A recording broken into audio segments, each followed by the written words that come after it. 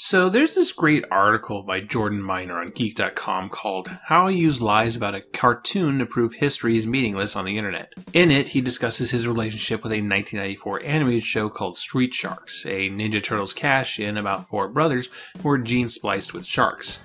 In 2003, while he was in middle school, Miner became the editor of the Street Sharks page on TVTome.com, a fan-run television database.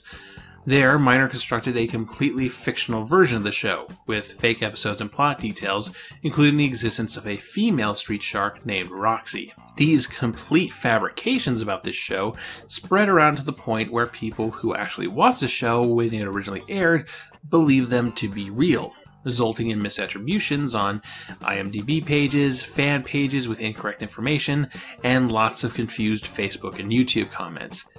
Hey, does anybody remember Roxy? Man, Roxy was the worst. People genuinely believed these internet facts over their own memories. After all, memories are fickle, but this is in print. The thought that keeps bloggers up at night is that this kind of stuff is actually happening all the time, whether it's purposeful long-term trolling or information that's been unintentionally incorrectly reported. The internet is rapidly increasing how radically and rapidly history gets rewritten. When everyone reports on everyone else's reporting, all it takes is one faulty source, one Roxy, to poison the entire cycle. History is a lot more difficult than most people realize. We magically come into existence with thousands of years of stuff having happened before our point of origin, and we have to piece together a narrative from essentially scraps, anecdotes, and paper trails, and the occasional artifact. And the further back you go, the less of these scraps there are. This is even true of living history, the stuff that people who are still alive live through, because memory is not perfect. Not everybody values archiving, and nobody knows what will be seen as important later down the line.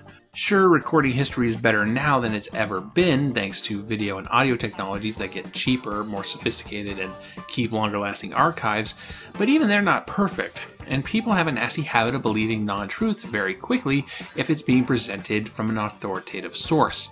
All of which is a roundabout way of saying that BET never aired on Nickelodeon, but people seem to think it did. BET, of course, is Black Entertainment Television, the first cable channel aimed at an African-American audience, and as the story goes, started off as a 2-hour programming block in the late evening hours of 1980 after Nickelodeon signed off at night. In effect, a replacement for Star Channel in Nickelodeon's quest to find something to air in the late hours after the kids went to bed. It wouldn't be until 1983 that BET would break off from Nickelodeon and become a full-time channel. This has become seemingly accepted fact on the internet, a piece of television trivia. PP Corn lists it in their 6 Things You Didn't Know About BET article. It's brought up in this Los Angeles Sentinel article from February 2016. The Facebook page for the Smithsonian National Museum of African American History and Culture references this supposed fact. Hey, if you can't trust the Smithsonian, who can you trust? And so I took it as an actual fact when I began to work on Knacks, even made reference to BET when I made the introduction video. Without Nickelodeon, we might not have the Movie Channel, A&E, BET, or even the poster child of 80s television, MTV. Last week, I finally started writing what was going to be Knacks episode 16, BET. But as I progressed through my research and scripting, I started to realize things weren't adding up. All the references to BET being on Nickelodeon were distressingly recent. The BET page on Classic Nick Wiki was created in 2016, which sure isn't exactly a reliable source and I don't use it for research, but why was it created so recently? Searching for the relationship between Nickelodeon, BET, and print proved shockingly fruitless. The only book I could find that references it is The Evolution of Black Women in Television by Amani M. Cheers, which was published in July of 2017. Oh, by the way, textbook prices are a scam.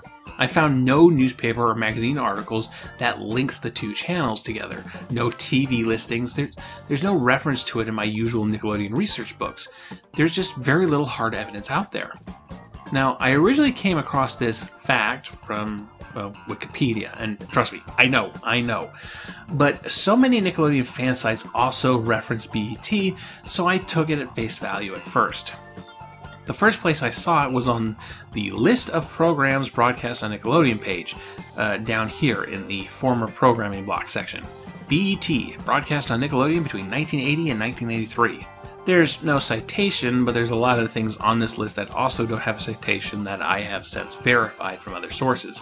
Well, with my suspicions now raised, I started to look over the edit history of the page to figure out who put BET on this list and when. I didn't have to go far. BET was added to the programming block list on August 12, 2014 by editor Mike Weber 2002, someone who only edited Wikipedia for a month between July 14th and August 14th of 2014. A newbie who got bored very quickly. That wasn't the only reference to BET on Nickelodeon, however. On the actual Wikipedia page for BET, under History, it says, the network, which was named Black Entertainment Television, BET, launched on January 25th, 1980. Initially broadcasting for 2 hours a week on a block of programming on Nickelodeon, it would not be until 1983 that BET became a full-fledged channel. The network's lineup consisted of music videos and reruns of popular black sitcoms. Again, no citation. Going through the edit history on this page brought me to August 16th, 2012, 4 years before the Mike Weber edit. The editor who put this in, born on June 8, started working on Wikipedia in 2010 and is still very active today. I left a polite comment on their user page inquiring about their source, but as of this writing, born on June 8 hasn't replied. In any case, this is the oldest reference to BET being on Nickelodeon that I've been able to pinpoint. This is a fiction. BET never aired on Nickelodeon, but either through laziness or deliberate misinformation, people came to think it did. Here's what is true. It is true that BET got its start as a 2-hour programming block and didn't become a full channel until 1983. But the channel it shared airspace with was the Madison Square Garden Sports Network. BET did premiere on January 25th, 1980, originally airing gospel programs and films with black main characters and/or stories about black culture. On April 9th, 1980, Madison Square Garden Sports Network changed its name to USA Network. And since I showed you all the lack of sources for the Nickelodeon thing, here are all the references I found to the USA Network thing. The $1 Billion Bet, Robert Johnson and the Inside Story of Black Entertainment Television, 2004. African American History for Dummies, 2011. Encyclopedia of African American Music, Volume 1, 2011. International Afro Mass Media Reference Guide, 1996. The Rise of Cable Programming in the United States, Revolution or Evolution, 2003. Madison Avenue, Volume 25, 1983. TV Communications, Volume 17, 1980.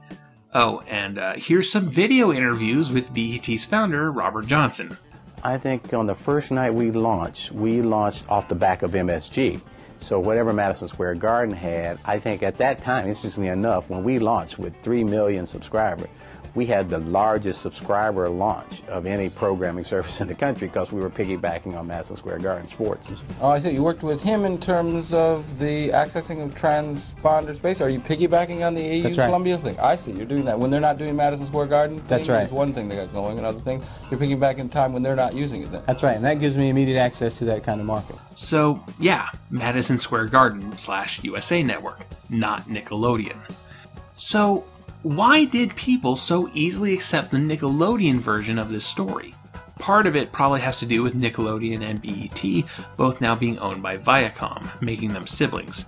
In fact, in 2016, Viacom simulcasted the BET Awards across most of their major channels, including Nickelodeon, which confused the hell out of a lot of people on Twitter.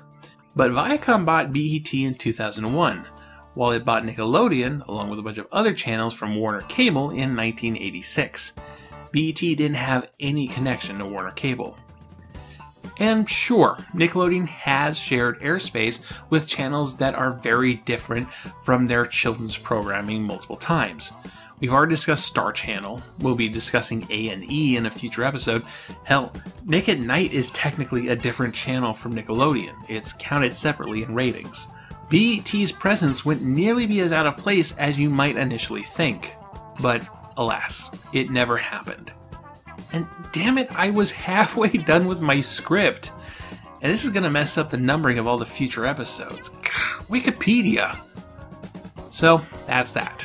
Unless someone does it before then, I'm going to personally correct Wikipedia the day after this video goes live. And hopefully course correct a bit of media history that has already started bleeding into overpriced textbooks. Guys, it's really easy to learn and believe inaccurate information. I'm not immune to it. All we can do is try to make a habit of thinking critically, and when you do realize that something isn't true, do what you can to fix it. History is not a perfect science. If it's this easy to screw up, what else do we get wrong?